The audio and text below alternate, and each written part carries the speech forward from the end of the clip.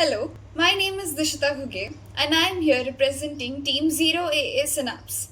We've been working on an exciting challenge, problem statement 23042, which focuses on identifying taxonomy and assessing biodiversity from eDNA datasets.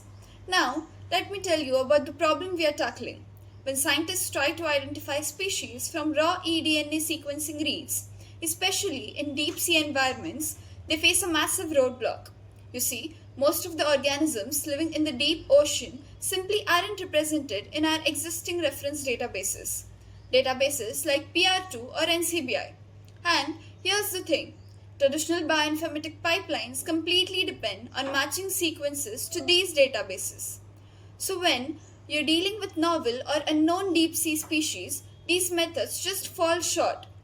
This means we are missing out on discovering new species and we cannot accurately assess the true biodiversity of these ecosystems. Add to that the enormous computational time required to process this data, and you've got a real bottleneck in deep sea research. So, what's the solution? We've developed a blockchain enhanced dual branch hybrid model that combines CNN and Vertex technologies. Here's what it does, it classifies sequences, annotates them, and estimates abundance, all while reducing dependence on incomplete databases. We've made the process faster and more efficient. Let's walk through the demonstration. We are hosting the application locally. The workflow starts here with data collection. We can input DNA sequences in two ways. First is file upload. We can directly upload FASTA files from the sequencing machines. The system automatically passes the file and extracts the DNA sequence. Second way is manual entry, where we can paste sequences directly into this text area. Notice the life-based pair counter. It validates the sequence in real time, counting only valid DNA bases. All metadata is optional at the point of collection. Why? Because in field conditions, researchers might not have all environmental data immediately. They can add or update metadata later through our management system. Let me demonstrate with our sample data. This loads a real sequence from Arapaima gigas collected from Amazon basin. The results card is designed for quick, actionable insights.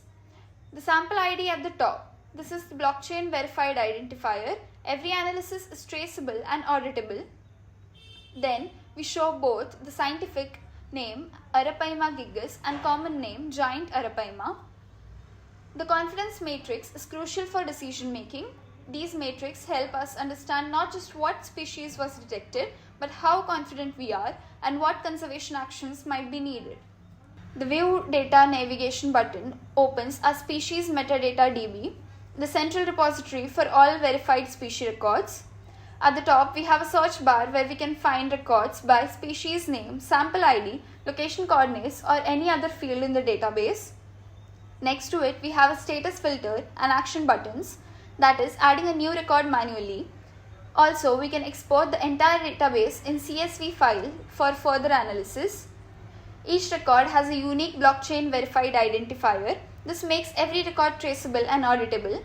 Then we have scientific and common names of the species, GPS coordinate, color-coded conservation status, population levels in the region, AI model confidence scores showing how certain our analysis is, edit button where researchers can update the metadata. The View Abundance Navigation button takes us to Abundance Analysis interface where we can filter the data according to the region, time frame and metric. We have instant biodiversity health indicators. Then we have comparative analysis ranked by abundance, which is incredibly valuable. This was all about our interface. When I click Start Analysis, here's what happens behind the scenes. First, using one hot encoding, each nucleotide, that is ATGC, is encoded as a binary vector. This transforms the raw DNA string into a mathematical matrix ready for analysis. The first step is blockchain registration. The sample is registered on the blockchain with a unique ID and timestamp. This creates an immutable record. The next step is dual AI analysis with hybrid model. Our CNN model analyzes the sequence patterns, providing an initial prediction with confidence scores. Simultaneously, Vertex, a transformer-based model specifically trained on taxonomic data, validates the classification.